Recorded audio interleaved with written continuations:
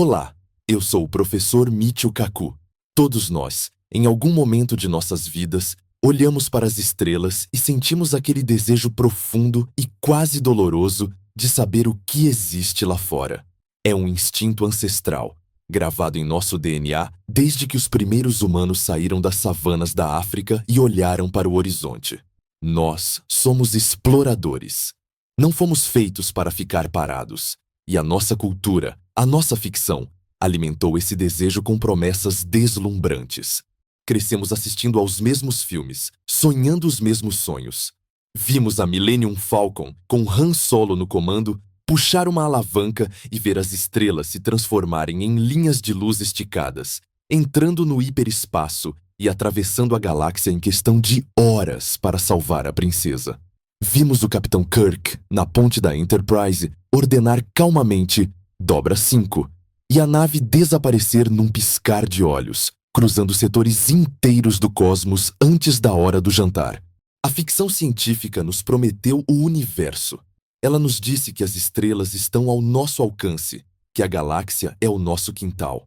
Ela nos convenceu de que basta construir um motor potente o suficiente, misturar antimatéria com cristais de dilítio e poderemos visitar civilizações alienígenas, colonizar novos mundos e nos tornarmos uma verdadeira espécie intergaláctica. Para a ficção, a distância é apenas um detalhe técnico, um inconveniente menor que a engenharia resolve com um botão brilhante.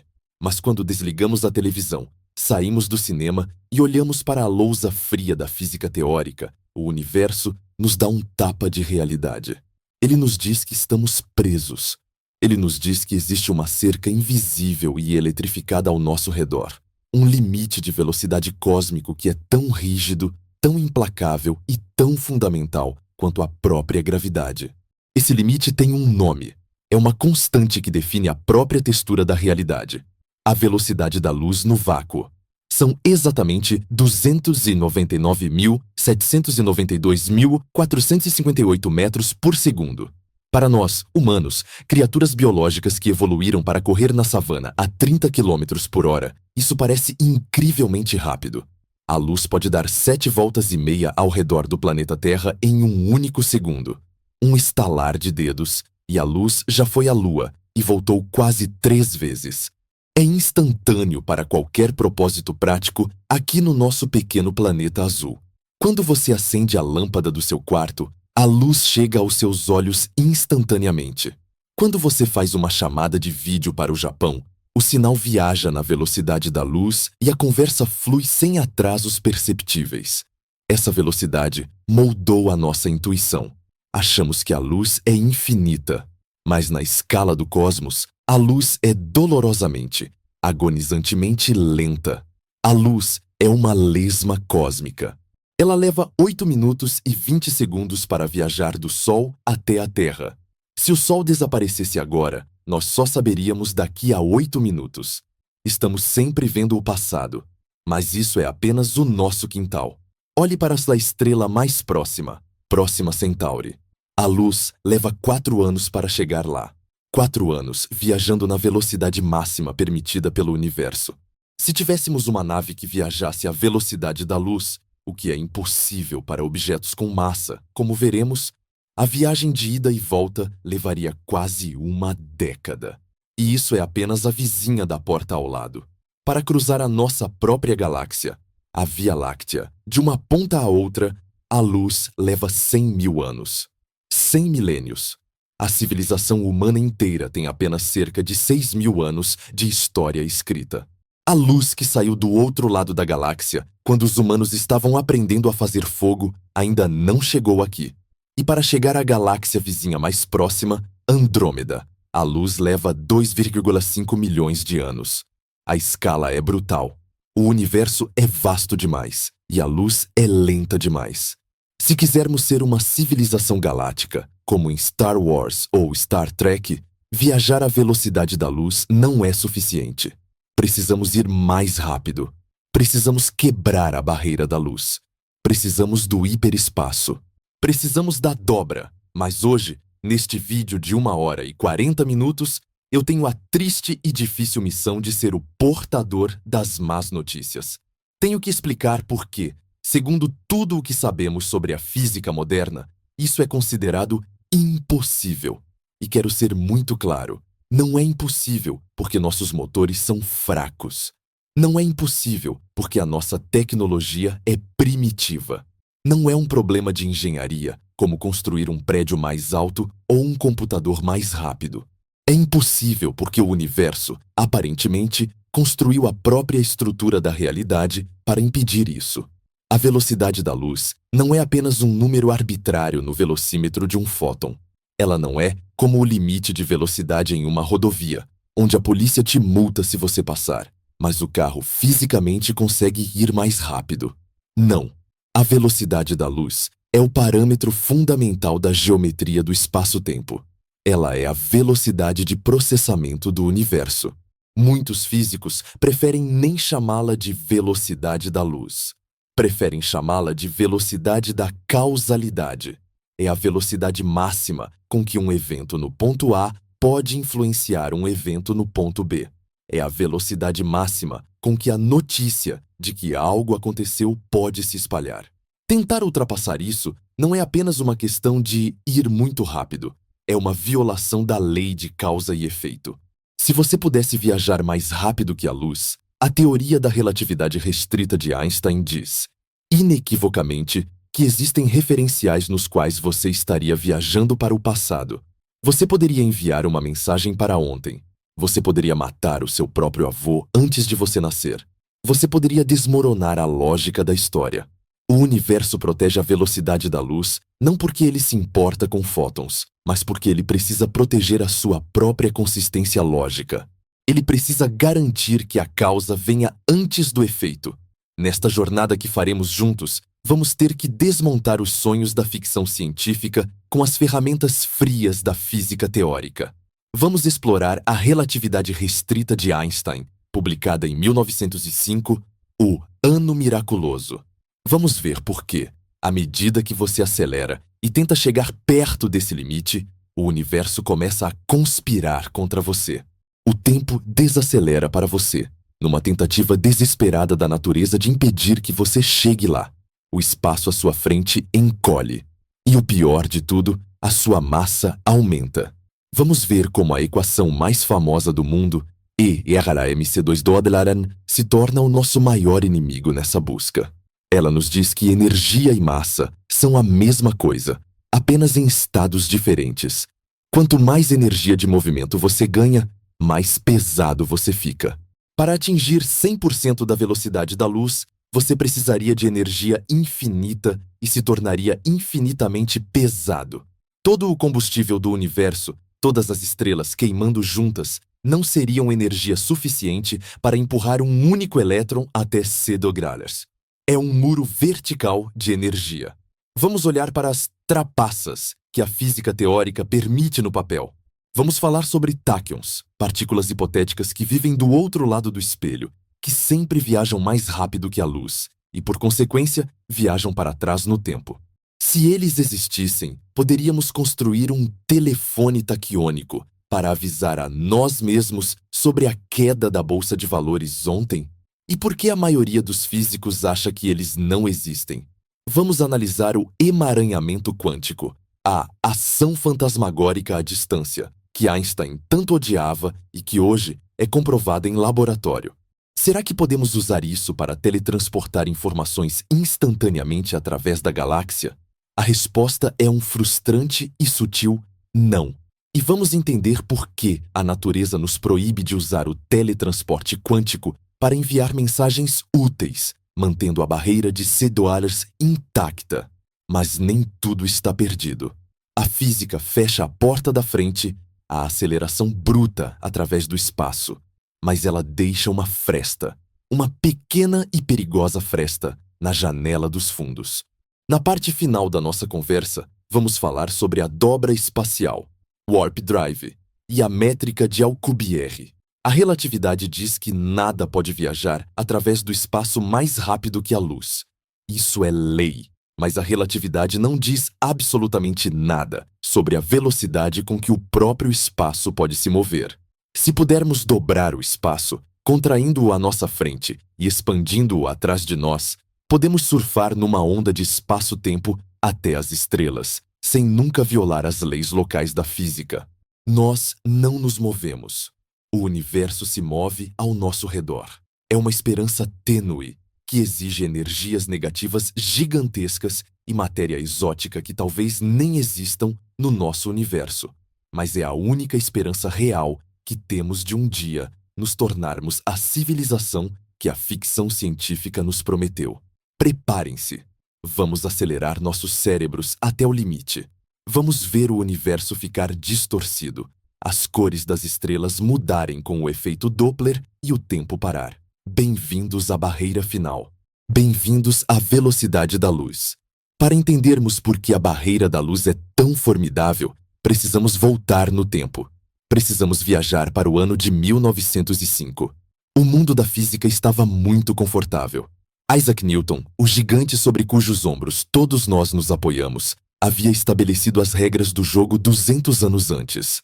Para Newton, o universo era um palco rígido. O espaço era absoluto, um palco imóvel e eterno, onde os eventos aconteciam.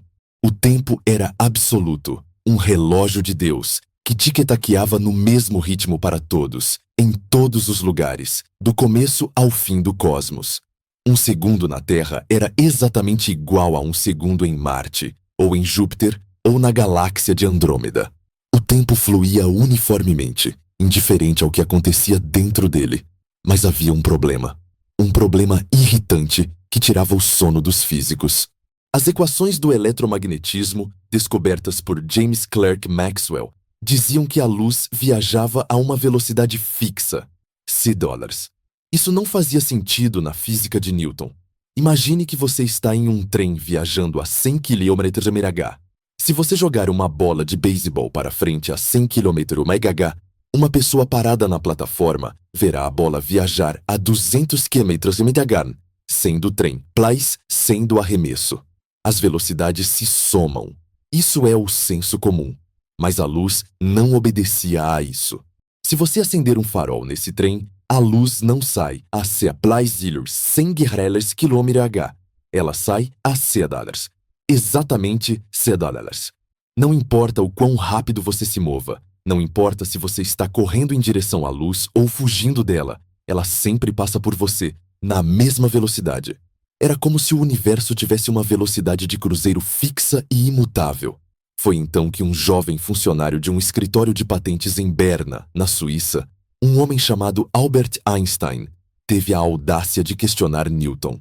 Ele pensou: se a velocidade da luz é constante para todos, e a velocidade é distância dividida pelo tempo, VOAGIA, em D, Tewers, então, para que a velocidade Tewers permaneça a mesma quando eu me movo, a distância e o tempo têm que mudar. Essa foi a bomba atômica intelectual. Einstein percebeu que o espaço e o tempo não eram absolutos. Eles eram elásticos. Eles eram pessoais. Eles dependiam de quão rápido você estava se movendo. Nascia a relatividade restrita. Para visualizar o quão estranho e maravilhoso isso é, vamos fazer um dos famosos experimentos mentais, Gedanken Experiment, de Einstein. Imagine que construímos um relógio muito especial. Um relógio de luz. É um tubo vertical com 2 espelhos, um no chão e um no teto. Um fóton de luz, uma partícula de luz, fica batendo para cima e para baixo entre esses espelhos. Tique, bate no teto. Taque, bate no chão. Tique, taque. Como a velocidade da luz é constante e a distância entre os espelhos é fixa, esse relógio marca o tempo perfeitamente. Agora, vamos colocar esse relógio num trem super rápido. Você, Alice, está dentro do trem com o relógio. O trem passa por uma plataforma onde seu amigo, Bob, está parado. Para você, Alice, dentro do trem, tudo parece normal. O fóton sobe e desce na vertical. Tique, taque. O tempo passa normalmente. Mas o que o Bob vê da plataforma? Enquanto o fóton sobe do espelho de baixo para o de cima, o trem se moveu para a frente. Então, para o Bob, o fóton não subiu em linha reta vertical. Ele subiu em diagonal. Ele fez um zigue-zague. A geometria básica nos ensina que a hipotenusa de um triângulo é maior que os catetos. O caminho diagonal é mais longo do que o caminho vertical. O fóton teve que percorrer uma distância maior para o bob do que para a hélice. Agora, aqui está o segredo. A velocidade da luz é constante. Ela é a mesma para Alice e para Bob. Se a velocidade é a mesma, mas a distância que o fóton percorreu para o Bob é maior, isso significa obrigatoriamente que ele levou mais tempo para fazer o percurso. Para que a velocidade da luz não mude, o tempo teve que mudar. O relógio no trem parece tic-taquear mais devagar para o Bob do que para a Alice. Isso é a dilatação do tempo. Não é uma ilusão de ótica. Não é um truque mecânico. É a realidade física. O tempo passa mais devagar para objetos em movimento. Quanto mais rápido o trem vai, mais inclinado é o zigue-zague da luz, mais longo é o caminho e mais devagar o tempo passa. Se o trem atingisse a velocidade da luz, o que é impossível para o trem, mas vamos imaginar. O fóton nunca alcançaria o espelho de cima, pois o espelho estaria fugindo dele à velocidade da luz. O tempo pararia completamente. Para um fóton, o tempo não existe. Do momento em que ele sai de uma estrela a bilhões de anos-luz até o momento em que atinge o seu olho, para o fóton passou-se 0 segundos. O nascimento e a morte do universo acontecem no mesmo instante para a luz. Agora, você pode perguntar, mas professor Kaku, se isso é verdade, por que não percebemos isso no dia a dia? Quando eu viajo de avião, meu relógio não atrasa. A resposta é que a velocidade da luz é imensamente rápida, 300 mil km/s. Um avião viaja a, digamos, 0,2 km/s. Isso é uma fração insignificante de sedogalhas. O efeito de dilatação é de nanosegundos. Nossos sentidos biológicos não conseguem perceber, mas nossos instrumentos conseguem. Nós temos provas reais disso. Temos partículas subatômicas, chamadas muons. Muons são criados no topo da atmosfera quando raios cósmicos colidem com átomos de ar. Eles chovem sobre nós o tempo todo. O problema é que muons são instáveis. Eles decaem, morrem em 2 microsegundos. Mesmo viajando quase à velocidade da luz, em 2 microsegundos eles só deveriam conseguir viajar cerca de 600 metros. Eles deveriam morrer muito antes de chegar ao chão. Mas nós os detectamos aqui embaixo, no nível do mar, a quilômetros de onde nasceram. Como eles sobreviveram à viagem? Eles quebraram a velocidade da luz? Não. Eles viajaram tão rápido que o tempo para eles passou mais devagar. Os 2 microsegundos de vida deles foram esticados para nós. Para o muon, a viagem durou 1 instante. Para nós, durou o suficiente para atravessar a atmosfera. Os muons são viajantes do tempo naturais. Eles chegam ao futuro, o nosso chão, porque o relógio deles andou mais devagar. O seu GPS também prova isso. Os satélites GPS orbitam a Terra a 14 mil km/h. Os relógios atômicos a bordo deles atrasam cerca de 7 microsegundos por dia devido à velocidade e adiantam devido à gravidade, mas isso é relatividade geral. Se os engenheiros não corrigissem essa dilatação do tempo nas equações de Einstein, o seu GPS erraria a sua posição por quilômetros em questão de dias. O sistema de navegação do seu carro só funciona porque Einstein estava certo. Mas a elasticidade do universo não para no tempo. Se o tempo estica, o espaço tem que encolher. Isso é a contração do comprimento. Vamos voltar a Alice no trem e ao Bob na plataforma. Imagine que Alice quer medir o comprimento do trem. Ela pega uma fita métrica e mede 100 metros. Para Bob, vendo o trem passar a uma velocidade próxima da luz, o trem parece esmagado. Ele parece ter, digamos, 50 metros. Novamente, não é uma ilusão. O trem fisicamente ocupa menos espaço no referencial do Bob. Se o trem atingisse a velocidade da luz, ele se achataria até ter espessura 0. O espaço na direção do movimento desapareceria. É por isso que, para o fóton, a distância não existe. Lembre-se do muon. Para nós, ele viveu mais tempo. Mas do ponto de vista do muon, ele viveu apenas 2 microsegundos normais. Então, como ele atravessou 10 quilômetros de atmosfera? Para o muon, a atmosfera encolheu.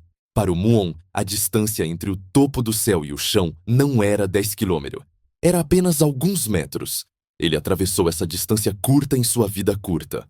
As duas descrições são matematicamente equivalentes. Referencial da Terra. O tempo do muon dilatou. Referencial do muon. O espaço da Terra contraiu. A realidade, portanto, não é rígida. Distância e duração são conceitos relativos. Elas são como uma massa de modelar, que você pode esticar ou apertar, dependendo da sua velocidade. A única coisa que é rígida, a única coisa que é absoluta e inquebrável é a velocidade da luz. $C. O universo sacrifica o espaço e o tempo para manter a luz constante. Isso nos leva a uma compreensão profunda sobre o que significa mover-se. Gosto de pensar nisso da seguinte maneira. Estamos todos viajando no espaço-tempo a uma velocidade constante. Imagine que você tem um carro que viaja sempre a uma velocidade fixa de 100 km/h. Se você dirigir apenas para o norte, você avança 100 km no norte em 1 hora e 0 km no leste. Se você dirigir para o nordeste, você tem que dividir sua velocidade. Talvez você avance 70 km no norte e 70 km no leste. Quanto mais rápido você vai para o leste, mais devagar você avança para o norte, porque sua velocidade total é limitada. O universo funciona assim, mas as duas direções são espaço e tempo. Tudo no universo viaja através do espaço-tempo à velocidade da luz. $6. Você, agora, sentado nessa cadeira, parece parado, mas você está viajando através do tempo à velocidade da luz. Você está envelhecendo à velocidade máxima. Toda a sua velocidade está direcionada para o futuro. Agora, se você se levanta e começa a se mover através do espaço, você precisa desviar um pouco da sua velocidade. Você tira um pouco da velocidade do tempo e a coloca no espaço. Como resultado, você viaja mais devagar através do tempo. Você envelhece mais devagar. Se você mover-se muito rápido através do espaço, perto de $C, você tem que desviar quase toda a sua velocidade para o espaço. Sobra quase nada para o tempo. O seu relógio quase para. E se você atingir a velocidade da luz através do espaço? Você usou toda a sua cota. Você está viajando a 100% no espaço e 0% no tempo. O tempo para. É por isso que a luz não envelhece. E é por isso que você não pode ir mais rápido que a luz. Não existe mais rápido. Você já está usando 100% da sua velocidade vetorial no espaço-tempo. Você não pode ir mais rápido para o norte do que a velocidade total do seu carro permite. Você não pode tirar mais velocidade do tempo do que você tem. Tentar ir mais rápido que a luz seria como tentar ir para o norte a 110 km/h num carro que só anda a 100 km/h. A geometria não permite, ou, pior ainda, exigiria que você tivesse uma velocidade negativa no tempo. Exigiria que você voltasse para trás. E isso, como veremos mais tarde, quebra a causalidade. Mas há outro monstro escondido na relatividade restrita. Até agora, falamos de tempo e espaço. Mas para acelerar um objeto, precisamos de energia. Precisamos empurrá-lo. Na física de Newton, se eu empurrar um objeto com força constante, ele acelera para sempre. F. Aceleração é força sobre massa. Se a força continua, a velocidade aumenta linearmente. 100, 200, 1000, 1000 km/h. Sem limite. Mas Einstein descobriu que a massa não é constante. Assim como o tempo dilata e o espaço contrai, a massa aumenta com a velocidade. A massa é uma medida da inércia, da resistência à mudança de movimento. À medida que você se aproxima da velocidade da luz, o universo começa a resistir mais. Ele torna o objeto mais pesado, em termos de massa relativística. Imagine que você está empurrando um carrinho de supermercado. No começo, ele está vazio. É fácil acelerar. Mas, conforme você corre, magicamente começam a aparecer sacos de cimento dentro do carrinho. Quanto mais rápido você corre, mais sacos aparecem. Quando você está a 90% da velocidade da luz, o carrinho está cheio de chumbo. Quando você está a 99% da velocidade da luz, o carrinho tem a massa de um planeta. Quando você tenta chegar a 100%, o carrinho tem massa infinita. E para empurrar uma massa infinita, você precisa de força infinita. Você precisa de energia infinita. É aqui que o sonho da velocidade de dobra encontra o muro da realidade energética. E esse muro é construído com os tijolos da equação mais famosa da história, MC2 Na próxima parte, a barreira da massa infinita, o muro de energia, vamos explorar essa equação. Vamos ver por que a energia do movimento se transforma em massa, criando um ciclo de feedback vicioso que impede qualquer objeto material de alcançar o fóton. Vamos entender por que, para o universo, tentar ir mais rápido é, literalmente, tentar se tornar um buraco negro de energia cinética. Preparem-se, pois vamos sentir o peso do infinito sobre nossos ombros. Até agora, nossa viagem pelas leis do universo nos mostrou que o espaço e o tempo não são o palco rígido que Newton imaginava. Eles são flexíveis, elásticos e profundamente pessoais. Vimos que, se você tentar correr atrás de um raio de luz, o tempo vai desacelerar para você e o espaço vai encolher. Tudo para garantir que a luz continue sendo a coisa mais rápida que existe. O universo distorce a geometria da realidade para proteger a constante C de Rayleigh, mas o universo tem uma segunda linha de defesa. Uma defesa ainda mais brutal e direta do que mexer nos ponteiros do relógio. Se a geometria falhar em te deter, o universo usa a força bruta. Ele usa a energia. Para entender essa barreira, precisamos olhar para a equação mais famosa de todos os tempos. Uma equação tão curta e elegante que você pode escrevê-la na palma da sua mão, mas que contém o segredo das estrelas e a chave para a destruição atômica. IMC2 A maioria das pessoas conhece essa fórmula de cor. Energia é igual a massa vezes a velocidade da luz ao quadrado. Mas o que ela realmente significa? Ela significa que massa e energia não são entidades separadas.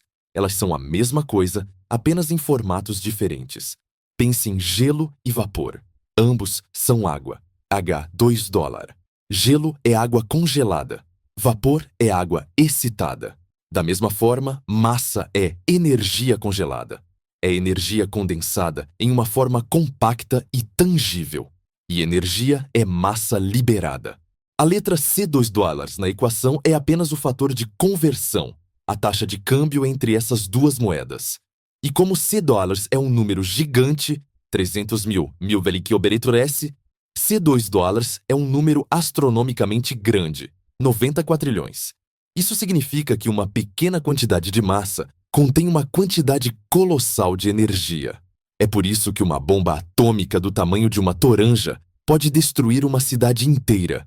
Um pouquinho de massa se converte em muita energia, mas a equação funciona nos dois sentidos. Se massa pode virar energia, energia pode virar massa.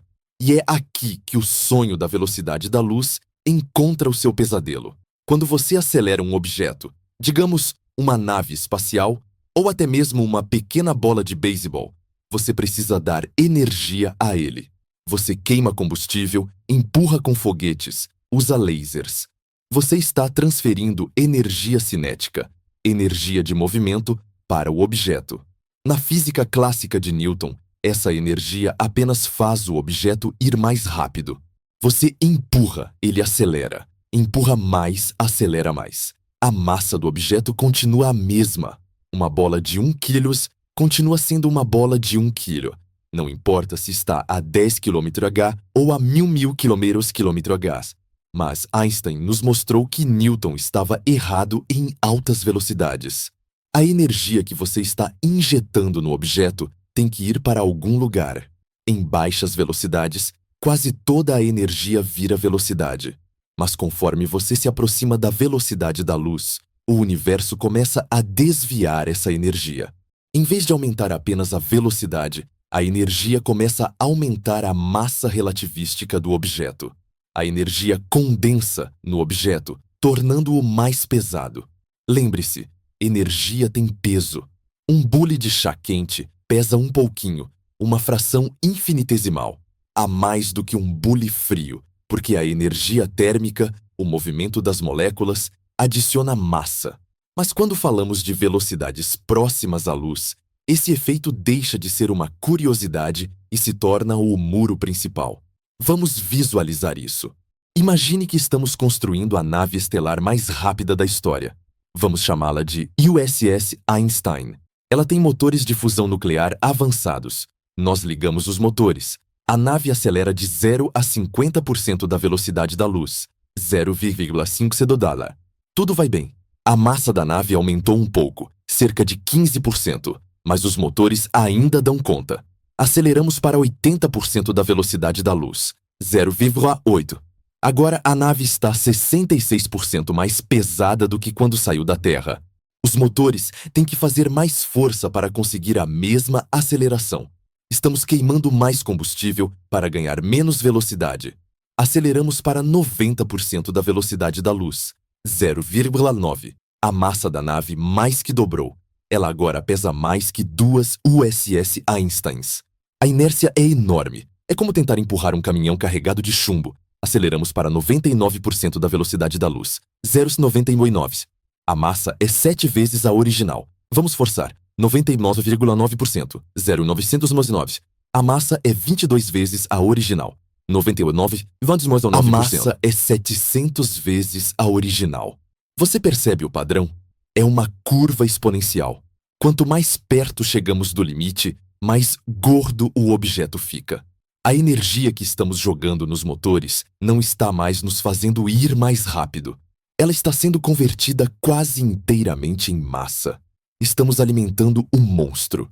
Estamos presos em um ciclo de feedback vicioso. Para ir mais rápido, precisamos de mais energia. Mas essa energia adiciona massa. A massa extra torna mais difícil acelerar. Então, precisamos de ainda mais energia, que adiciona ainda mais massa. E o que acontece se tentarmos chegar a 100%? A velocidade da luz exata. A matemática da relatividade nos dá uma divisão por zero. A fórmula para a massa relativística, m dada lá, é a massa de repouso, m0 dividida pela raiz quadrada de 1 hours, v2c2 dólar. Se v dólares, sua velocidade, for igual a c dólares, velocidade da luz, então v2c2 dólares é 1. 1 a 0 dólar. A raiz quadrada de 0 é 0.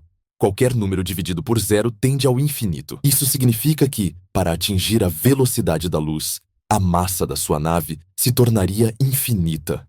Não apenas muito pesada, infinita. Mais pesada que a Terra, mais pesada que o Sol, mais pesada que toda a galáxia, mais pesada que todo o universo observável combinado. E para mover uma massa infinita, você precisa de uma força infinita. Você precisa de energia infinita. Não existe energia infinita no universo. Mesmo se transformássemos cada estrela, cada planeta, cada átomo de hidrogênio do cosmos em pura energia e a injetássemos no tanque de combustível da nossa nave, ainda não seria infinito. Ainda seria um número finito. Portanto, você nunca chegaria lá. Você pode chegar a 99% da velocidade da luz, como fazemos com prótons no grande colisor de hadrons, o LHC. Mas aquele último 0,0% é um abismo intransponível. É um fosso infinito que exige um pagamento infinito para ser cruzado. É por isso que os físicos dizem que é impossível para a matéria viajar à velocidade da luz. A matéria tem massa de repouso. Ela resiste ao movimento. A luz, fótons, não tem massa de repouso. Por isso, ela não só pode viajar a c dólares, como ela deve viajar a c dólares. O fóton não tem escolha. Ele nasce à velocidade máxima e morre à velocidade máxima. Ele não acelera. Ele simplesmente é. Para nós, feitos de átomos pesados e teimosos, o universo impôs um limite de velocidade baseado na nossa própria substância. Nós somos gordos demais para a luz. Mas há uma implicação ainda mais assustadora escondida nessa barreira de energia. Se você tentasse, teimosamente, continuar acelerando, se você tivesse uma fonte de energia mágica e ilimitada, o que aconteceria? Lembre-se do que a massa faz com o espaço-tempo. A massa gera gravidade.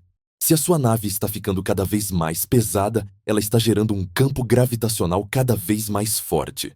A 99% da velocidade da luz, a gravidade da sua nave começaria a distorcer a trajetória dos asteroides próximos.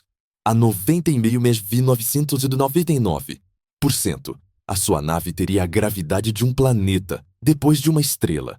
Se você continuasse bombardeando energia para tentar chegar a $C, a massa ficaria tão concentrada, a densidade de energia ficaria tão absurda que você colapsaria o espaço-tempo ao seu redor. Sua nave se transformaria espontaneamente em um buraco negro. Você se isolaria do resto do universo dentro de um horizonte de eventos criado pela sua própria energia cinética. Em vez de chegar às estrelas, você se tornaria um monstro gravitacional que engole tudo ao redor. O universo prefere te transformar em um buraco negro do que deixar você quebrar o limite de velocidade. Essa é a extensão da proteção que a natureza construiu ao redor de $C. Isso levanta uma questão fascinante sobre os aceleradores de partículas, como o LHC na Europa. Lá aceleramos prótons. Prótons são minúsculos, mas nós os aceleramos a 99,991% da velocidade da luz. Nesse ponto, esses prótons são pesados. A massa relativística deles aumenta milhares de vezes. Quando eles colidem, essa energia extra, massa extra, é liberada. É assim que descobrimos novas partículas. Nós batemos 2 prótons gordos de energia e dos destroços da colisão surgem partículas mais pesadas, como o bóson de Higgs. O bóson de Higgs é muito mais pesado que um próton. Como 2 prótons leves podem criar um Higgs pesado? Porque a energia da velocidade se transformou em massa da nova partícula. $2 em ação. Estamos, literalmente, transformando o movimento em matéria. Os físicos do LHC não precisam apenas ser bons engenheiros. Eles precisam ser banqueiros da relatividade, calculando a taxa de câmbio exata entre velocidade e massa a cada colisão. Se Einstein estivesse errado, o LHC não funcionaria. As máquinas explodiriam ou os feixes sairiam de curso em milissegundos. Cada vez que ligamos aquela máquina de $10 bilhões, estamos provando que o muro de energia é real. Estamos batendo a cabeça contra ele e recolhendo as faíscas. Mas, professor Kaku, e se houver uma maneira de contornar a massa? E se houver partículas que não têm massa, além dos fótons? Os neutrinos, por muito tempo, foram candidatos. Pensávamos que eles não tinham massa, mas descobrimos que eles têm uma massa minúscula. Então, eles também viajam um pouquinho mais devagar que a luz. E as ondas gravitacionais? Elas viajam exatamente às $t. Parece que o universo tem apenas 2 velocidades, abaixo de kZh, para tudo que tem massa, matéria. Exatamente $c. Para tudo que não tem massa, luz, gravidade, gluons. Não existe entre, e aparentemente não existe acima. Mas espere, a física é a ciência da imaginação testada. Se olharmos para as equações de Einstein novamente, veremos algo curioso.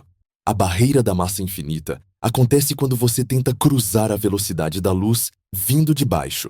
É como uma parede sônica. A resistência aumenta conforme você chega perto. Mas a matemática permite, teoricamente, soluções do outro lado da parede. Imagine que o gráfico da energia tem 2 ramos. Um ramo para velocidades baixas, nós, e um ramo para velocidades altas, acima de $c. Nesse mundo espelho, as regras seriam invertidas. Para nós, perder energia nos faz desacelerar. Para partículas desse outro lado, perder energia as faria acelerar. Para nós, é preciso energia infinita para chegar à velocidade da luz. Para elas, seria preciso energia infinita para desacelerar até a velocidade da luz. A velocidade da luz seria um muro para elas também, mas um muro de baixo para cima. Elas nunca poderiam ir tão devagar quanto a luz. Essas partículas hipotéticas, que nascem rápidas e vivem rápidas, são chamadas de táquions. Se os táquions existissem, Eles não violariam a barreira da massa infinita da mesma forma que nós. Eles já estariam do outro lado. Mas a existência deles traria problemas ainda maiores. Problemas não de energia, mas de lógica. Se uma partícula pode viajar mais rápido que a luz, a relatividade diz que ela pode viajar para o passado. Um táquion seria, por definição, um viajante do tempo microscópico. E se pudéssemos interagir com eles, poderíamos mandar mensagens para o passado. Isso nos leva à próxima parte da nossa jornada. Vamos deixar o muro de energia para trás e enfrentar o paradoxo lógico. Na parte 4, táquions e a velocidade da sombra, vamos explorar essas partículas fantasmas. Vamos ver por que vemos sombras que parecem se mover mais rápido que a luz. Velocidade de fase versus velocidade de grupo. E por que o universo provavelmente proíbe os táquions para evitar que você receba um e-mail de si mesmo amanhã dizendo os números da loteria de hoje. Preparem-se. Vamos entrar no terreno onde a física flerta com a magia e onde a causa pode vir depois do efeito. Até agora, nossa jornada nos levou a colidir de frente com um muro intransponível. Vimos que, para qualquer objeto feito de matéria comum, você, eu, uma nave espacial, ou até mesmo um único próton, a velocidade da luz é um limite absoluto imposto pela barreira da energia infinita. A equação E filho mc 2 dólares é o guarda de trânsito definitivo do universo, cobrando um pedágio de massa, que cresce exponencialmente até se tornar impagável. Parece que o sonho acabou. Parece que estamos trancados nesta jaula relativística, condenados a olhar para as estrelas através das grades da velocidade c dólares, sabendo que nunca poderemos tocá-las em tempo hábil. Mas a física é a ciência da imaginação testada pelo fogo da lógica. E sempre que um físico encontra uma porta fechada com a placa impossível, o seu primeiro instinto não é ir embora, mas sim procurar uma janela aberta, uma fresta no assoalho ou uma chaminé. Se não podemos atravessar o muro da energia pela força bruta, será que existem coisas que já estão do outro lado? Será que existem fenômenos no universo que zombam das regras de Einstein e viajam mais rápido que a luz, sem pagar o preço da massa infinita? A resposta surpreendente é: sim, existem coisas no universo que viajam mais rápido que a luz. Elas estão ao seu redor, agora mesmo. Você pode até criar uma na sua sala de estar. Imagine que você tem uma lanterna muito potente, capaz de projetar um feixe de luz até a Lua. Você aponta a lanterna para a Lua e vê um pequeno ponto de luz na superfície lunar. Agora, com um movimento rápido do seu pulso, você move a lanterna da esquerda para a direita. O ponto de luz na Lua corre pela superfície. Se você mover o pulso rápido o suficiente, aquele ponto de luz pode atravessar o diâmetro da Lua em uma fração de milésimo de segundo. Se você fizer as contas, a velocidade daquele ponto de luz na superfície da Lua pode ser milhares de vezes maior que a velocidade da luz. Isso violou a relatividade? Einstein estava errado? Não, porque aquele ponto de luz não é uma coisa. O ponto de luz não é um objeto físico. Ele não é um átomo, não é uma nave, não é nem mesmo um único fóton que está se movendo lateralmente. O que você está vendo é uma ilusão de continuidade. O ponto de luz é formado por uma chuva de fótons diferentes. Imagine que você tem uma mangueira de água e está molhando um muro distante. Se você mover a mangueira, o ponto molhado se move rápido, mas nenhuma gota de água viajou lateralmente mais rápido que a mangueira permitiu. Cada gota viajou da mangueira até o muro na sua velocidade normal. O ponto é apenas o local onde gotas diferentes estão aterrissando em momentos diferentes. Na física, chamamos isso de velocidade de fase. A velocidade de fase pode ser arbitrariamente rápida. Ela pode ser 1 milhão de vezes mais rápida que a luz. O mesmo acontece com uma sombra. Imagine que você projeta a sombra do seu dedo em uma parede muito, muito distante. Se você mover o dedo perto da lâmpada, a sombra gigante lá longe vai se mover a uma velocidade alucinante. Mas aqui está o pulo do gato que salva a relatividade. Uma sombra não pode carregar informação. Você não pode usar a sombra do seu dedo se movendo mais rápido que a luz para enviar uma mensagem de SOS para uma colônia em Marte. A sombra não tem substância. Ela é a ausência de luz. Para a relatividade restrita, o que é proibido não é o movimento geométrico de um padrão abstrato. O que é proibido é o movimento de energia e informação. Nenhum bit de dados, nenhuma carta, nenhum átomo pode ir de A para B mais rápido que $. O ponto de laser na Lua não pode carregar uma mensagem de uma cratera para outra. A luz vem da Terra, não da cratera vizinha. A causalidade é preservada. Mas isso nos leva a perguntar: e se houver partículas que realmente viajam mais rápido que a luz? Não sombras, não ilusões, mas partículas reais, com energia e momento?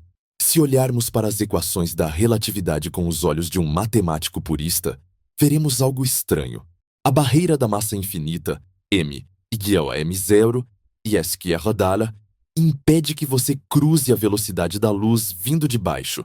Se você começa mais lento que a luz, você nunca alcança a luz. Mas a equação não diz nada sobre o que acontece se você já começar mais rápido que a luz. Imagine um gráfico de energia. Ele tem uma curva que sobe até o infinito quando chegamos a $. Mas, matematicamente, existe um outro lado do gráfico. Um espelho. Nesse mundo espelhado, existem soluções para partículas que viajam sempre, obrigatoriamente, mais rápido que a luz. Essas partículas hipotéticas foram batizadas de táquions, da palavra grega tachys, que significa veloz. Os táquions são as crianças rebeldes da física teórica. Se eles existirem, eles vivem em um universo bizarro e invertido, onde tudo o que sabemos sobre movimento está de cabeça para baixo. Para uma partícula comum, que chamamos de tárdion, como um elétron ou você, é preciso energia para acelerar. Se você perder energia, você para. O estado de repouso é o estado de energia zero. Para um táquion, é o oposto. Para um táquion, a velocidade da luz é o piso, não o teto. Ele nunca pode ir tão devagar quanto a luz. Se um táquion perdesse energia, ele aceleraria. Se a energia de um táquion chegasse a zero, sua velocidade seria infinita. Isso mesmo. Um táquion sem energia estaria em todos os lugares do universo ao mesmo tempo. Para desacelerar um táquion até a velocidade da luz, você precisaria fornecer energia infinita. Então, a barreira de $. Funciona dos dois lados. Nós, do lado de cá, não podemos acelerar até $. Eles, do lado de lá, não podem desacelerar até $. O muro é o mesmo, mas eles estão presos do lado de fora. Isso soa fascinante. Se pudéssemos capturar esses táquions, poderíamos usá-los para construir uma nave de dobra. Ou pelo menos um transmissor de rádio interestelar instantâneo. Afinal, se eles já viajam mais rápido que a luz naturalmente, eles não violam a barreira de energia. Eles já nasceram do outro lado. Mas quando tentamos colocar os táquions na matemática da realidade, as coisas ficam desconfortáveis. Lembra da equação da massa relativística? Tem uma raiz quadrada de, em literais, V2C2 $. Se a velocidade $, for maior que a luz $, então o número dentro da raiz quadrada é negativo. Por exemplo, se $, for o dobro da luz, temos $, 4 e firmos $3. Qual é a raiz quadrada de um número negativo? Na escola, aprendemos que não existe raiz quadrada de número negativo nos números reais. Mas na matemática avançada, existe. É um número imaginário, representado pela letra I de Euler. Isso significa que a massa de repouso de um táquion seria um número imaginário. O que diabos é uma massa imaginária? Massa real, nós entendemos. É inércia, é peso. Massa imaginária é algo que a nossa intuição física tem dificuldade de processar. Em algumas interpretações da teoria quântica de campos, massa imaginária significa instabilidade. Significa que o vácuo, o espaço vazio, seria instável. Se táquions existissem, o espaço vazio poderia espontaneamente decair e criar uma avalanche de partículas taquiônicas, reduzindo sua energia acelerando para velocidades infinitas. O universo se desintegraria em uma chuva de partículas superluminais. Como ainda estamos aqui e o vácuo parece estável, isso é um forte indício de que táquions não existem ou não podem interagir conosco. No entanto, a física é cheia de surpresas. Em 2011, houve um alvoroço mundial quando o experimento Ópera, na Itália, anunciou que tinha detectado neutrinos viajando mais rápido que a luz. Neutrinos disparados do CERN, na Suíça, chegaram aos detectores na Itália 60 nanosegundos antes do que a luz levaria. O mundo da física prendeu a respiração. Einstein estava errado, diziam as manchetes. Os táquions são reais. Será que tínhamos finalmente quebrado a barreira? Durante meses, os teóricos reescreveram seus livros. Se neutrinos fossem táquions, poderíamos nos comunicar com o passado. Mas a ciência é rigorosa. Outros laboratórios tentaram repetir o experimento e não conseguiram. Meses depois, a equipe do Ópera encontrou o erro. Não era uma nova física. Era um cabo de fibra ótica mal conectado em um computador e um relógio que tic-taqueava um pouco rápido demais. Quando consertaram o cabo, os neutrinos voltaram a obedecer a Einstein. Eles viajavam a 90.099% da velocidade da luz, mas nunca acima. O universo suspirou aliviado. A causalidade estava segura. O sonho dos táquions voltou para a gaveta da ficção científica. Mas por que o universo tem tanto medo de coisas mais rápidas que a luz? Por que a natureza conspira com cabos soltos e massa imaginária para impedir isso? O problema não é a velocidade em si. O universo não se importa com quão rápido você vai. O problema é o tempo. Na relatividade, espaço e tempo estão entrelaçados. Se você muda sua velocidade no espaço, você muda sua passagem pelo tempo. Existe um conceito fundamental chamado relatividade da simultaneidade. O que significa agora?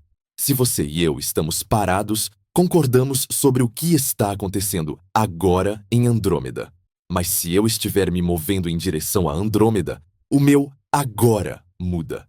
O meu agora corta o espaço-tempo em um ângulo diferente. Se eu me mover rápido o suficiente, o meu agora pode incluir eventos que, para você, ainda estão no futuro.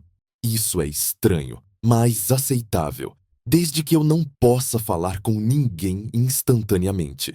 Mas se eu tiver um sinal que viaja mais rápido que a luz, um sinal taquiônico, eu posso aproveitar essa diferença de agoras. Eu posso enviar um sinal para um amigo que está se movendo em relação a mim. Para ele, o meu sinal chega instantaneamente. Ele, então, envia o sinal de volta para mim, instantaneamente, no referencial dele. Devido à geometria distorcida do espaço-tempo relativístico, o sinal de retorno pode chegar a mim antes de eu ter enviado o primeiro sinal. Isso é o telefone taquiônico, ou o antitelefone taquiônico. Se táquions existissem, eu poderia enviar uma mensagem para mim mesmo ontem dizendo: não coma aquele sushi estragado. Mas se eu receber a mensagem e não comer o sushi, eu não passo mal. Se eu não passo mal, eu não tenho motivo para enviar a mensagem. Então, eu não envio a mensagem. Mas se eu não envio, eu como o sushi.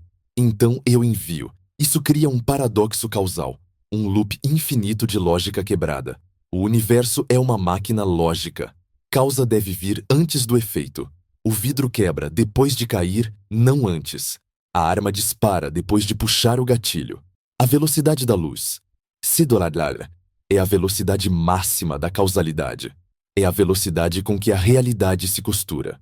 Se você puxar um fio mais rápido que c², você desfaz a costura da realidade. O passado e o futuro se misturam. A história deixa de fazer sentido. É por isso que a maioria dos físicos acredita que táquions não podem existir, ou pelo menos não podem carregar informação. A velocidade da sombra é permitida porque ela não carrega informação. Ninguém pode matar o avô com uma sombra. O emaranhamento quântico é permitido porque ele é aleatório. Imagine que temos duas partículas entrelaçadas, uma na Terra e outra em Marte. Se eu medir a da Terra e der cima, A de Marte vira baixo instantaneamente, mais rápido que a luz. Ahá, você diz. Posso usar isso para enviar código Morse, cima, baixo, cima. Não, porque eu não posso escolher se a minha partícula vai dar cima ou baixo. É aleatório, 50-50. Eu só sei o que aconteceu lá em Marte depois de medir. O astronauta em Marte também vê resultados aleatórios. Ele não sabe que eu medi a minha. Para comparar as notas e ver que o emaranhamento funcionou, eu tenho que ligar para ele usando um rádio convencional, que viaja à velocidade da luz. A natureza protegeu a regra novamente. A ação fantasmagórica acontece, mas a informação útil está presa na velocidade da luz. É como se o universo tivesse um firewall cosmológico para impedir fraudes temporais. Isso nos deixa em uma posição humilde. Parece que estamos cercados. Energia infinita pela frente. Barreira de massa. Paradoxos temporais pelos lados. Táquions e causalidade. O universo parece dizer: fiquem no seu sistema solar. Vocês não foram feitos para sair daqui. Mas a mente humana é teimosa. Se não podemos ir através do espaço, e se não podemos ir através do tempo, será que podemos mover o próprio palco? Será que podemos trapacear sem quebrar as regras locais? Einstein proibiu viajar no espaço mais rápido que a luz. Mas ele nunca proibiu o espaço de se mover mais rápido que a luz. Na verdade, sabemos que o espaço pode fazer isso. Durante o Big Bang, o universo se expandiu muito mais rápido que a luz. E se pudéssemos engarrafar esse Big Bang? E se pudéssemos dobrar o espaço à nossa volta? Na próxima parte, a quebra da causalidade, matando o avô, vamos aprofundar esse paradoxo temporal que os táquions sugerem para consolidar o porquê de o universo odiar FTL, Faster Than Light. Vamos ver como a geometria de Minkowski desenha cones de luz que são as celas da nossa prisão temporal. Mas não percam a esperança, porque na conclusão falaremos sobre a dobra de Alcubierre. A ideia de que, se não podemos vencer a luz em uma corrida, talvez possamos encurtar a linha de chegada. Preparem-se para a parte mais alucinante da física, onde o futuro tenta reescrever o passado. Até agora, nossa conversa girou em torno de barreiras físicas. Falamos sobre a geometria elástica do espaço que encolhe, sobre o tempo que desacelera como um melado frio e sobre a energia infinita necessária para empurrar a massa de uma nave até a velocidade da luz. Essas são barreiras formidáveis, sem dúvida. O muro de energia, derivado de E/mc 2 dólares, é o guarda-costas musculoso do universo, aquele que barra a entrada fisicamente. Mas suponha, apenas por um momento de pura especulação teórica, que conseguíssemos vencer o guarda-costas. Suponha que encontrássemos uma fonte de energia infinita ou que descobríssemos uma maneira de reduzir a massa inercial da nave a zero. Suponha que a engenharia triunfasse sobre a termodinâmica e que, finalmente, a humanidade construísse uma nave capaz de viajar a 2, 10 ou 1000 vezes a velocidade da luz. O que aconteceria? Será que simplesmente chegaríamos a Alpha Centauri em tempo para o almoço e voltaríamos para o jantar? A resposta da relatividade é um sonoro e aterrorizante não. Se vencêssemos o guarda-costas da energia, daríamos de cara com o chefe final, o arquiteto da realidade, a lógica. A razão pela qual a velocidade da luz é o limite máximo não é apenas para impedir que você vá rápido, é para impedir que você vá para o passado. Na física de Einstein, ir mais rápido que a luz, FTL e Galala, Faster Than Light, é equivalente a viajar no tempo. E viajar no tempo, infelizmente, quebra a regra mais sagrada de todas, a causalidade. Para entender por que velocidade é igual a tempo, precisamos olhar para a estrutura do espaço-tempo de uma maneira nova. Imagine o universo como um grande pão de forma, um bloco sólido de realidade. Nós, seres humanos, fatiamos esse pão em fatias de agora. Tudo o que está acontecendo neste exato instante no universo, eu falando, você ouvindo, uma estrela explodindo em Andrômeda, faz parte da mesma fatia de pão, o mesmo instante presente. Se você e eu estamos parados um em relação ao outro, nós fatiamos o pão exatamente no mesmo ângulo. Nossos relógios estão sincronizados. O meu agora é o seu agora. Mas a relatividade restrita diz que se você começar a se mover, o seu ângulo de corte muda. O tempo é relativo. O que é simultâneo para você não é simultâneo para mim. Se você se mover muito rápido em direção a Andrômeda, a sua fatia de agora se inclina. Ela corta o pão em um ângulo diferente. De repente, a sua fatia de agora em Andrômeda inclui eventos que, para mim, parado na Terra, ainda não aconteceram. O seu agora contém o meu futuro. E se você se mover para longe de Andrômeda, a sua fatia se inclina para o outro lado.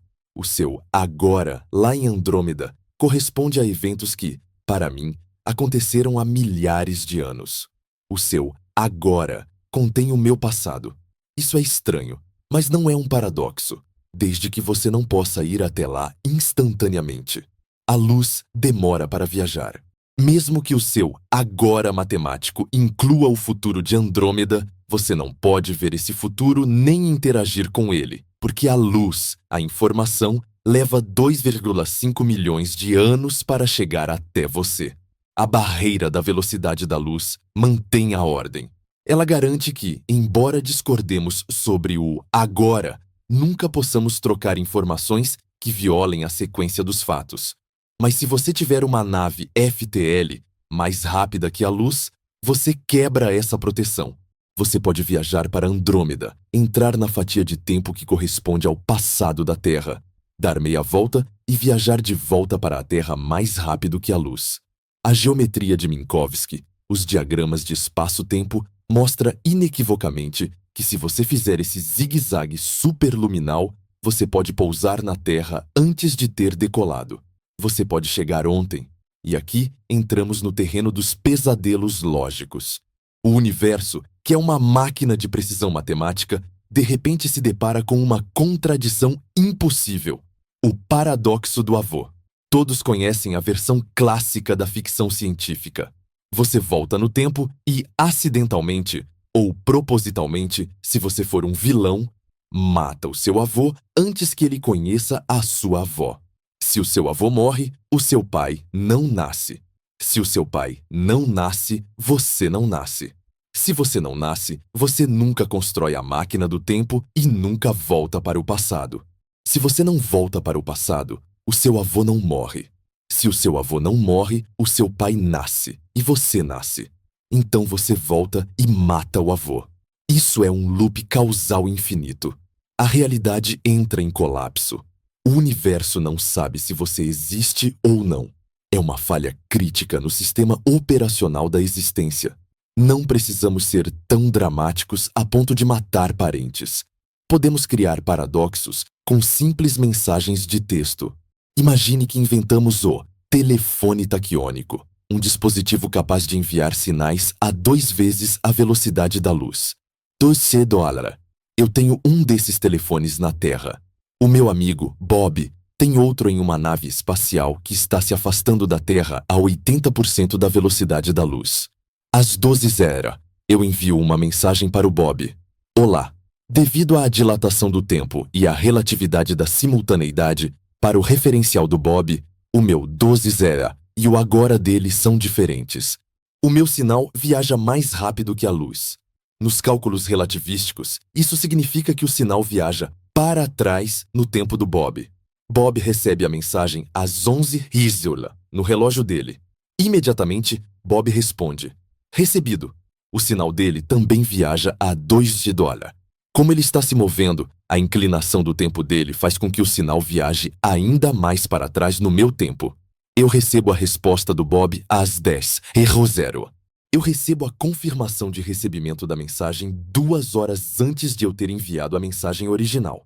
Agora eu tenho uma escolha. Eu recebi o recebido às 10h. Eu decido, perversamente, não enviar a mensagem original às 12h. Eu sento e não faço nada. Então, o Bob nunca recebeu nada. Se ele não recebeu, ele não respondeu. Se ele não respondeu, eu não recebi nada às 10h. quisera. Mas eu tenho o papel na mão com a resposta dele. A história se torna inconsistente. O universo contém um efeito, a resposta, sem uma causa, a mensagem. Isso é o que chamamos de quebra da causalidade. Causalidade é a regra simples de que a causa deve preceder o efeito. O vidro quebra depois de cair.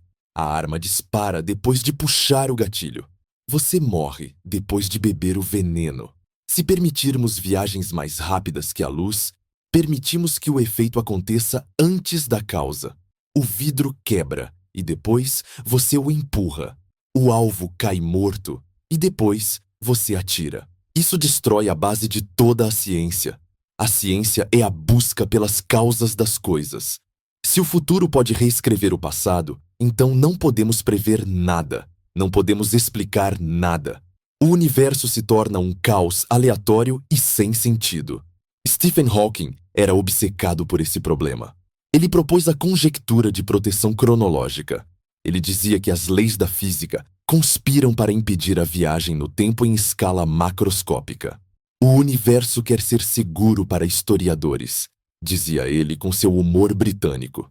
Sempre que tentamos construir uma máquina do tempo ou um motor FTL na teoria, algo explode. Se você tentar criar um buraco de minhoca atravessável que permitiria FTL, o feedback de radiação quântica se torna infinito e destrói o buraco de minhoca no exato instante em que ele se torna uma máquina do tempo. É como o feedback de áudio em um show de rock.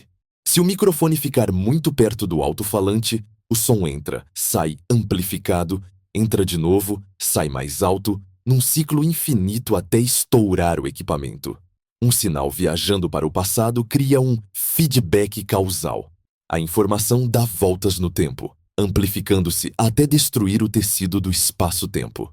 Muitos entusiastas da ficção científica tentam salvar o sonho com a teoria dos muitos mundos, multiverso. Eles dizem, professor Kaku, e se quando eu volto e mato meu avô, eu não estou matando o meu avô original? E se eu criei uma linha do tempo alternativa? Nesse cenário, o universo se bifurca. Universo A. Eu nasci, voltei no tempo e desapareci. Universo B. Um viajante do tempo apareceu do nada, matou um homem e eu nunca nasci. Nesse caso, não há paradoxo. A história do universo A continua consistente e a do universo B começa uma nova trajetória. Eu adoro essa ideia. Como físico teórico trabalhando na teoria das cordas, o multiverso é o meu quintal. Mas temos que ser honestos. A teoria da relatividade restrita não inclui multiversos. Ela descreve um espaço-tempo contínuo. Para viajar mais rápido que a luz neste universo, sem sair dele, você enfrenta os paradoxos neste universo. E a menos que tenhamos uma prova concreta de que podemos saltar entre realidades paralelas, a proibição de Cedorales permanece como a guardiã da nossa única e preciosa linha do tempo. Isso nos leva a uma reflexão profunda sobre o que é a luz. Por que a luz viaja a Cedorales? Por que não viaja instantaneamente? Imagine um universo onde a velocidade da luz fosse infinita, onde você acendesse uma lâmpada e ela iluminasse todo o cosmos no mesmo instante. Nesse universo, a gravidade também seria instantânea. Se o Sol desaparecesse, a Terra sairia de órbita no mesmo instante. Nesse universo newtoniano, não haveria separação entre passado, presente e futuro distantes. Tudo estaria conectado num agora universal. Mas Einstein nos mostrou que vivemos em um universo local. O que acontece aqui e agora só pode afetar o que está perto. A velocidade da luz é a velocidade com que a realidade se costura. Imagine que você está tricotando um suéter. Você não pode fazer a manga antes de fazer o ombro. Existe uma velocidade máxima com que você pode adicionar pontos ao tricô. Cedorales é a velocidade do tricô cósmico. Se você tentar pular pontos, se você tentar ir mais rápido do que a agulha de tricô do universo, você cria um buraco. Você desfaz a malha. A proibição de viajar mais rápido que a luz não é uma punição. É uma característica estrutural que impede que o universo se desfaça em contradições lógicas. Isso significa que estamos presos. Significa que nunca, jamais, poderemos visitar outras estrelas em tempo hábil se dependermos da propulsão convencional, foguetes, íons, velas solares. Sim, estamos limitados. Podemos chegar lá, mas levaremos gerações. Naves geracionais, hibernação, robôs. O sonho de Dobra 5 morre aqui. Mas, e se a regra se aplicar apenas a coisas que se movem dentro do espaço? Lembrem-se da analogia do carro. O carro não pode ir mais rápido que 100 km/h na estrada. Mas e se a própria estrada se mover? E se pudéssemos pegar o asfalto à nossa frente, enrugá-lo, puxá-lo para trás e empurrá-lo para longe? A relatividade geral de Einstein, a teoria da gravidade, tem uma brecha. Ela proíbe o movimento através do espaço acima de $. Mas ela não impõe nenhum limite à velocidade com que o próprio espaço pode se esticar ou encolher. Sabemos disso porque aconteceu. Durante o Big Bang, na fase de inflação cósmica, o universo se expandiu muito mais rápido que a luz. Galáxias se afastaram umas das outras a velocidades superluminais. Elas não violaram a relatividade porque elas não estavam se movendo.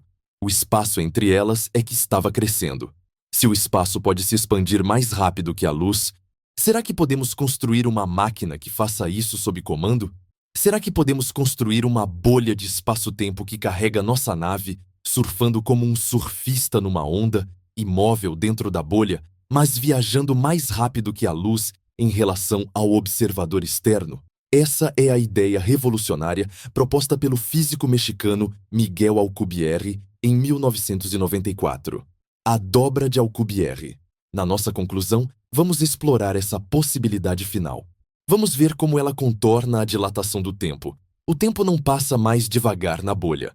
Como ela evita a massa infinita. A nave não tem energia cinética. E se ela consegue evitar a quebra da causalidade? É a fronteira final da física especulativa. É onde a ficção científica encontra as equações de campo de Einstein. Preparem-se para dobrar a realidade. Chegamos ao final da nossa longa e vertiginosa jornada através das leis do universo. Começamos com um sonho simples, o sonho de Star Wars e Jornada nas Estrelas.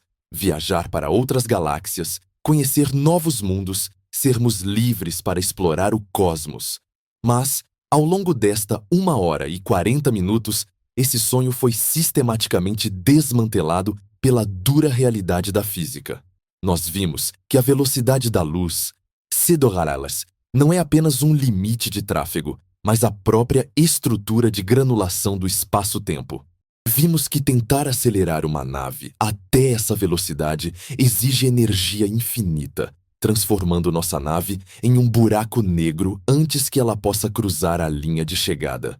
Vimos que o tempo pararia para nós, nos isolando de tudo o que amamos na Terra. E, o mais perturbador de tudo, vimos que, se conseguíssemos quebrar essa barreira na força bruta, estaríamos violando a causalidade, criando paradoxos onde o efeito acontece antes da causa, destruindo a lógica da história e talvez matando nossos próprios avós. Parece que o universo construiu uma prisão perfeita, uma cela dourada de 100.000 anos-luz de diâmetro, a Via Láctea, de onde nunca poderemos sair em tempo hábil. Parece que estamos condenados a viver e morrer neste pequeno canto do braço de Órion, olhando para as luzes distantes, como prisioneiros olhando através das grades. Mas eu, Michio Kaku, sou um físico teórico. E se há uma coisa que a história da ciência nos ensinou, é que impossível é uma palavra relativa. O que era impossível para Newton tornou-se possível para Einstein. O que era impossível no século XIX é a engenharia do século XXI.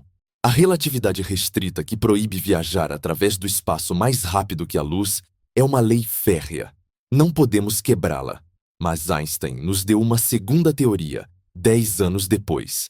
A relatividade geral. E a relatividade geral tem uma brecha, uma porta dos fundos, uma saída de emergência que a natureza deixou entreaberta. A regra é clara. Nada pode se mover no espaço mais rápido que a luz. Mas a regra não diz absolutamente nada sobre a velocidade com que o próprio espaço pode se mover. O espaço não é coisa. O espaço não tem massa. O espaço não tem energia cinética da mesma forma que uma partícula.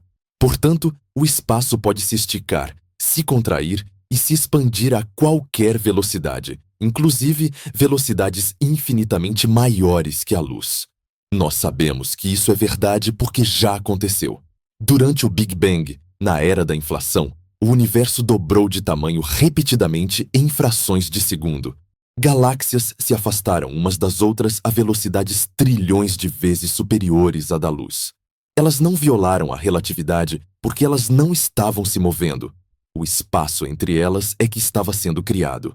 Então, a pergunta de $1 trilhão é: podemos controlar isso? Podemos construir uma máquina que faça com o espaço o que o Big Bang fez? Em 1994, um físico mexicano brilhante chamado Miguel Alcubierre propôs uma solução matemática para as equações de campo de Einstein, que faz exatamente isso: o motor de Alcubierre, ou Warp Drive. Imagine que você está em uma prancha de surf no mar. A prancha não tem motor. Você não pode remar a 50 km/h. Mas se você pegar uma onda, a onda viaja a 50 km/h e leva você com ela. Você, em relação à onda, está parado. Mas em relação à praia, você voa. A proposta de Alcubierre é criar uma onda de espaço-tempo. A nave ficaria dentro de uma bolha de espaço plano. Dentro da bolha, a gravidade é zero. O tempo passa normalmente, sem dilatação temporal. E a nave está parada. Os motores da nave estão desligados. Mas, na frente da bolha, a máquina comprime o espaço. Ela faz com que 100 anos-luz de distância se tornem 1 centímetro. Atrás da bolha, a máquina expande o espaço. Ela cria novos anos-luz de vazio. Ao contrair o espaço à frente e expandi-lo atrás, a bolha inteira é empurrada através do universo. A nave não se move através do espaço. O espaço ao redor da nave se move, carregando a nave como um passageiro em uma esteira rolante. Como a nave está parada dentro da bolha, ela não tem massa infinita. Ela não viola igreis emisse $2. E como o tempo dentro da bolha flui no mesmo ritmo que na Terra, você pode ir até Andrômeda e voltar em tempo para o jantar, e seus amigos não terão envelhecido milhões de anos. Matematicamente, isso é possível. É uma solução válida da relatividade geral. É a realização do sonho de Star Trek. Então, por que não estamos construindo essa nave agora? Onde está a pegadinha? A pegadinha, como sempre na física, é a energia. Para contrair o espaço à frente, gravidade atrativa, precisamos de massa ou energia positiva. Isso é fácil. Temos planetas e estrelas. Mas para expandir o espaço atrás, precisamos de algo que a física clássica desconhece. Precisamos de antigravidade. Precisamos de pressão negativa. Precisamos de matéria exótica ou energia negativa. Não confundam com antimatéria. Antimatéria tem massa positiva. Ela cai para baixo na gravidade. Matéria exótica teria massa negativa. Ela cairia para Energia cima. negativa É algo que tem menos energia do que o vácuo vazio. Isso existe? Surpreendentemente, sim. Em escalas microscópicas, no laboratório, observamos o efeito Casimir. Se você colocar duas placas de metal muito próximas uma da outra no vácuo, a pressão das flutuações quânticas entre elas é menor do que a pressão fora. Isso cria uma força de atração e uma região de densidade de energia negativa entre as placas. Nós provamos que a energia negativa existe. Mas a quantidade que produzimos no laboratório é infinitesimal. É suficiente para mover um átomo por uma fração de nanômetro. Para construir uma bolha de dobra de Alcubierre capaz de carregar uma nave estelar, os cálculos originais diziam que precisaríamos de uma quantidade de energia negativa equivalente à massa de Júpiter. E teríamos que converter Júpiter inteiro em pura energia negativa, o que nem sabemos como fazer, e comprimi-lo em um anel ao redor da nave. Cálculos mais recentes otimizaram a forma da bolha e reduziram a necessidade para apenas a massa da Lua, ou talvez algumas toneladas. Mas ainda assim, não temos a menor ideia de como produzir toneladas de matéria exótica. É um material que viola as condições de energia clássicas. Nós sabemos o que precisamos, mas não temos a tecnologia para forjar o combustível. Somos como homens das cavernas, olhando para um projeto de um Boeing 747. Podemos entender a aerodinâmica, mas não sabemos refinar o alumínio ou o querosene. E se a dobra for difícil demais? Existe outra opção? Sim, o atalho. Em vez de viajar pela superfície do espaço, podemos tentar furá-lo. Isso é o buraco de minhoca, ou ponte de Einstein-Rosen. Imagine que o universo é uma folha de papel. Você quer ir de um ponto na borda esquerda para um ponto na borda direita. A viagem normal, pela superfície do papel, é longa. Mas se você dobrar o papel e encostar os dois pontos, você pode fazer um furo com um lápis e atravessar instantaneamente. A relatividade geral permite isso. Um buraco negro conecta uma região do espaço a outra. O problema, como vimos na parte sobre buracos negros, é que essa ponte é instável. Ela colapsa assim que você tenta atravessá-la. A garganta do buraco de minhoca se fecha mais rápido que a luz, esmagando o viajante na singularidade. Para manter a garganta aberta, você precisa de um andaime. Você precisa forrar o túnel com algo que empurre as paredes para fora, contra a gravidade que quer fechá-las. O que empurra contra a gravidade? Energia negativa, matéria exótica. Voltamos ao mesmo problema da dobra. Tanto para surfar no espaço, quanto para furar o espaço, precisamos desse ingrediente mágico que possui densidade de energia menor que zero. Sem matéria exótica, as portas do céu permanecem fechadas. E há um problema final, talvez o mais intransponível de todos. O problema que assombrava Stephen Hawking. Se conseguirmos construir a dobra ou o buraco de minhoca, nós criamos uma máquina do tempo. Como vimos na parte anterior, se você puder viajar mais rápido que a luz, seja por dobra ou por atalho, existem referenciais onde você viaja para o passado. Isso viola a causalidade. Hawking propôs a conjectura de proteção cronológica. Ele sugeriu que as leis da física conspiram para destruir qualquer máquina do tempo no momento em que ela é ligada. Imagine que você constrói um buraco de minhoca estável. Você entra nele hoje e sai ontem. Mas a radiação, luz, também pode entrar. A luz entra hoje, sai ontem, viaja pelo espaço normal até hoje, entra no buraco de novo, sai ontem de novo. A luz entra num loop fechado. A mesma energia circula infinitamente, amplificando-se a cada passagem.